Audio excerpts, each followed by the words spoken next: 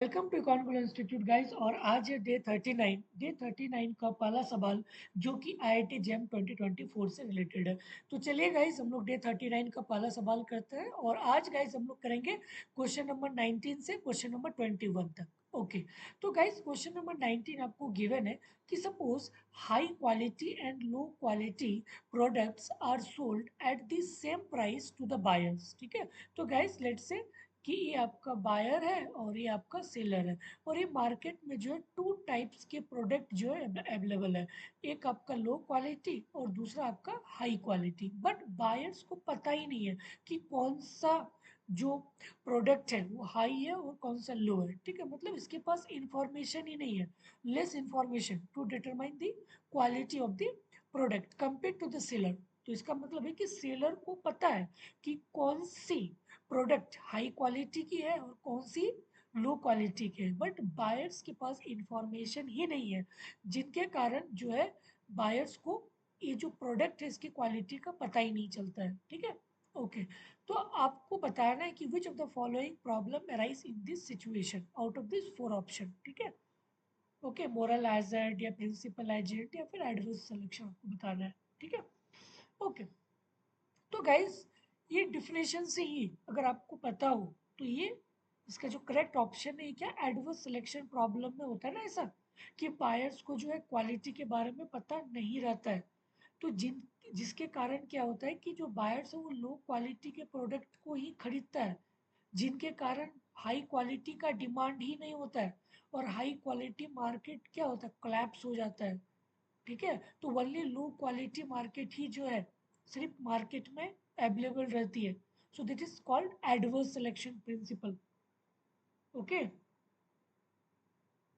Okay. तो guys इसका जो करेक्ट ऑप्शन है दैट इज डी, सिंपल।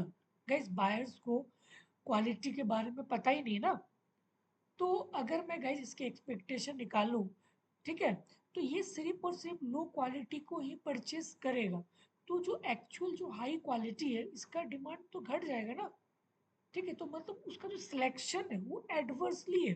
तो इसीलिए हम लोग इस प्रॉब्लम को क्या बोलते हैं, adverse selection problem. Okay, adverse selection problem. Okay, okay. Move to question number 20। Individual who were either unemployed or out of the labor force but had worked for at least 30 days over the reference year were included in the labor force by the NSSO in its labor force survey. Under which one of the following classification does the above procedures appear? Okay, UPS या फिर यूपीएसएस या फिर CWS या फिर CDS. ठीक है, okay. तो guys आपको यहाँ पे गिवन क्या है कि कोई एक पर्सन है, ठीक है, और ये पर्सन क्या है, अनएम्प्लॉयड है। ओके, अनएम्प्लॉयड है, बट इन्होंने जो है लास्ट 30 डेज कोई काम किया था। ओके, तो कोई छोटा मोटा काम किया था लास्ट 30 डेज, जिनके कारण जो है लेबर फोर्स के द्वारा एनएसएसओ ने जो है अपने लिस्ट में इसका नाम लिखा कि हाँ ये जो वर्कर है इन्होंने काम किया है। क्यों? क्योंकि इन्होंने 30 डेज कोई छोटा मोटा काम किया था, कोई सब्सिडरी वर्क किया था, only 30 days for the entire 1 years. ठीक है, तो गाइस इस जो प्रिंसिपल को हम लोग क्या बोलते हैं, UPSS, that is usual principal subsidiary status. Okay guys, UPS जो है ना, यूपीएस आपको बेसिकली बताता है कि कोई भी पर्सन अगर ये एम्प्लॉयड है, ठीक है, तो इन्होंने मैक्सिमम कितना, लाइक कि 6 to 7 ईयर्स, 6 to 7 मंथ्स जो है इसको काम करना पड़ेगा ये वाला। Okay, within 1 year, then आपका ये यूपीएस में कंसिडर किया जाएगा। बट यूपीएसएस में क्या होता है कि ये कुछ सब्सिडरी वर्क करता है, लाइक 30 डेज। ठीक है, तो इसका डिफिनेशन ही है यूपीएसएस का कि कोई लाइक कोई सब्सिडरी वर्क उन्होंने किया 30 डेज के लिए, तो इस कंडीशन में जो है इसको हम लोग यूपीएसएस के स्टेटस में रखते हैं। ठीक है, तो वही चीज़ गाइस यहाँ पे लिखा हुआ है ना आपको कि individual who were either unemployed और out of the labour force but had worked, but उन्होंने काम किया था last 30 days for the reference year, उस ईयर में, और were included in the labour force by the NSSO in its labour force survey. ठीक है, तो ये जो है सिर्फ और सिर्फ 30 days ही काम किया था विद इन 1 year में। तो ये आपका किस प्रिंसिपल में होगा? That is UPSS. So B would be the correct option. ठीक है, अगर यहाँ पे 30 days ना होके लाइक से कि आपका 8 months 9 months होता विद इन 1 year, तो फिर आपका यूपीएस होता, यूजुअल प्रिंसिपल स्टेटस होता। ठीक है, ओके, ठीक है।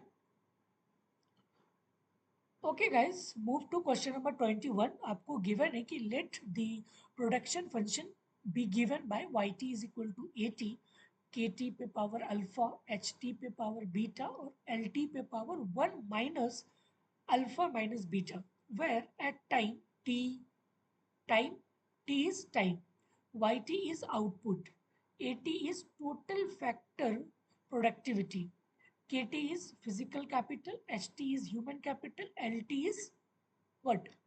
Labor। और आपको अल्फा का वैल्यू पता है, बीटा का वैल्यू भी पता है।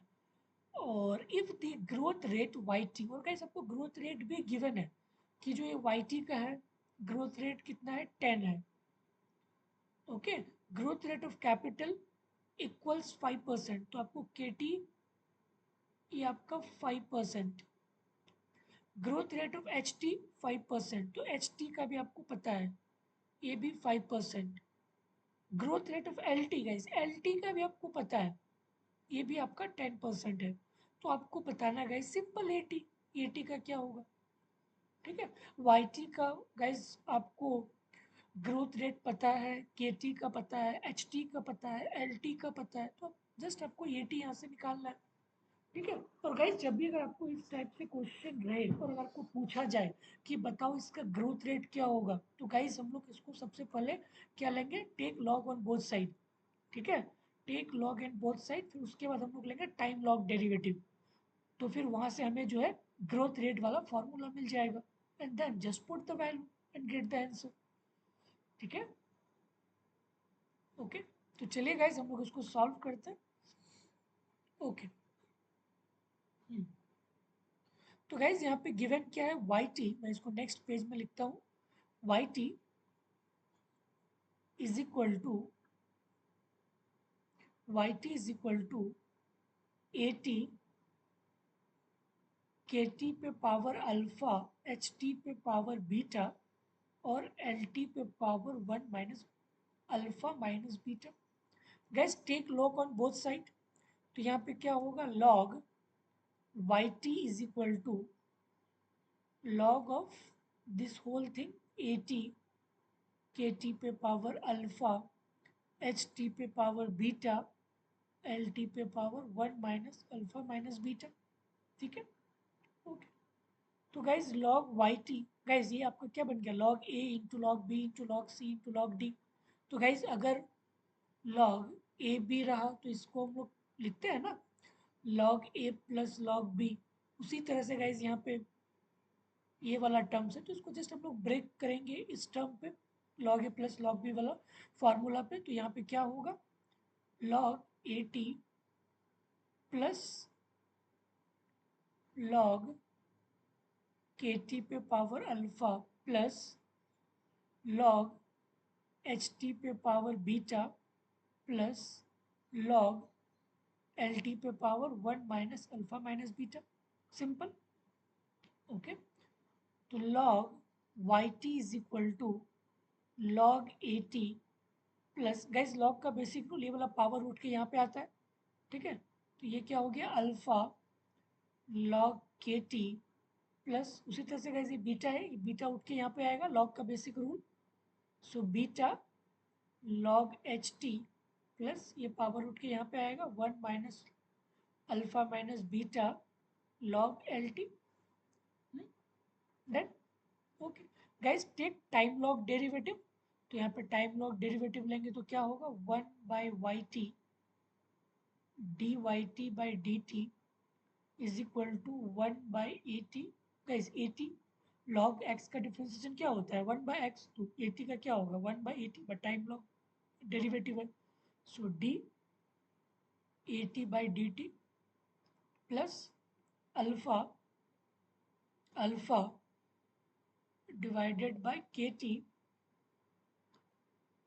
और यहाँ पे क्या होगा D K T by D T plus beta divided by H T D H T by D T plus 1 minus alpha minus beta divided by L T D L T by D T. ठीक है, simple guys, take time log derivative. Okay guys, अगर आपको पता हो यही चीज क्या होता है ग्रोथ रेट ना, d y by D t into 1/y t, this is your growth rate in output, this is your growth rate in A, that is your technological factor, that is your growth rate in capital, okay, that is your growth rate in human capital, and that is your growth rate in labor force। ठीक है, और guys ये value आपको given है ना, growth rate given है 10, तो यहाँ पे मैं इसके बदले 10 लिख सकता हूँ, यहाँ पे 10 इक्वल टू, ये तो आपको निकालना है ना, तो लेट से this term is x plus, और गाइस अल्फा, अल्फा का वैल्यू आपको पता है ना, अल्फा क्या है, अल्फा इज इक्वल टू 1/5, तो जस्ट पुट हियर अल्फा 1/5, और ये आपका क्या है into growth rate of capital, और ग्रोथ रेट ऑफ कैपिटल आपको पता है ना, दैट इज 5, तो यहाँ पे जस्ट लिखेंगे 5 प्लस बीटा, बीटा का वैल्यू क्या है 2/5, तो यहाँ पे लिखेंगे 2/5 into, that is your growth rate in human capital H T, और एच टी का वैल्यू आपको गिवन है 5, तो यहाँ पे लिखेंगे 5 plus 1 minus alpha minus beta, तो 1 minus 1/5 minus 2/5 into growth rate in labour force, that is 10%, तो ये आपको गिवन है 10। तो guys just solve it and you will get the value of x, और वही आपको निकालना है। ठीक है, तो मैं यहाँ पे गाइस इसको नेक्स्ट पेज में लिखता हूँ, 10 equal to, okay, so 10 equal to x plus guys ये 5 और 5 कैंसिल हो गया, तो बचा क्या 1, ये और ये कैंसिल हो गया, तो बचा क्या 2, तो 1 प्लस 2, तो यहाँ से आया आपका 1 प्लस 2, और प्लस इसको सॉल्व करेंगे गाइस तो कितना होगा, just solve it, 1 minus 1, oh no, 5 minus 1 and minus 2 divided by 5, divided by 5, और यहाँ पे इंटू 10, तो गाइज यहाँ पे क्या होगा 2/5 इंटू 10, 2/5 इंटू 10, 2/5 इंटू 10, तो ये आपका कैंसिल 2 हो गया, तो 10 is equal to x plus 1 plus 2 plus 4, तो गाइज 4 5 6 7, तो 10 is equal to x plus 7, तो x इक्वल टू क्या हो गया 3, तो जो growth rate of 80 is equal to 3%। ठीक है, 3%, simple, so the correct option is B. Okay, correct option is B. Okay okay guys, तो गाइस अकाउंट इंस्टीट्यूट में 3 कोर्स गाइस लाइव है, जो कि पहला आपका MA MSc foundation course 2025 batch के लिए। ठीक है, तो गाइस ये आपका कंप्लीट सिलेबस है, लाइव प्लस रिकॉर्डेड लेक्चर्स है, मॉक टेस्ट है, असाइनमेंट है, ई नोट्स है, और ऑल पीआई की वीडियो सॉल्यूशन। और गाइस ये जो कोर्स है ना, इसको काफ़ी कंप्रिहेंसिवली डिज़ाइन किया गया और काफ़ी इफेक्टिव वे से, इसलिए क्योंकि गाइस यहाँ पे क्या होता है ना, इस कोर्स में क्या होता है, सबसे पहले आपको थियोरेटिकल चीज़ें आपको पढ़ाए जाते हैं, फिर थियोरेटिकल पढ़ने के बाद आपको 4 बुक्स के प्रॉब्लम्स जो है आपको यहाँ पे कराए जाते हैं, फिर उसके बाद हम लोग मूव करते हैं PIQ पे, और PIQ यहाँ पे सारे PIQs, ठीक है, आपका CUT से लेकर ओके, IIT ISI तक। और गाइज ये सिर्फ और सिर्फ आपका क्वेश्चन प्रैक्टिस के लिए है, IIT गेट और IIT जम सारे सब्जेक्ट के लिए, ठीक है। तो ये टॉपिक वाइज होगा सारे सब्जेक्ट के लिए। और तीसरा गाइज IIT गेट IIT जम फाउंडेशन बैच, सिर्फ और सिर्फ आपका IIT सिलेबस पे बेस्ड है। ओके, और गाइज ये बैच 1 अगस्त से लॉन्च हुआ है, जो कि आपका CUT 2025 के लिए है।